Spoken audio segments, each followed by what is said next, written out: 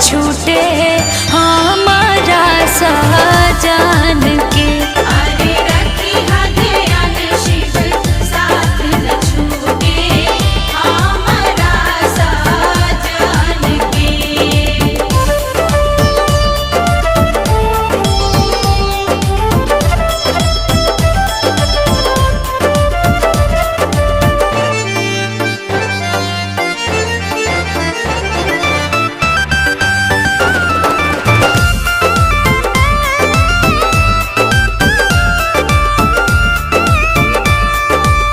पिया वाहे दिल के धड़कन पिए संसार हो, पिया वे से शोभे हमर सुर हो सिंगार।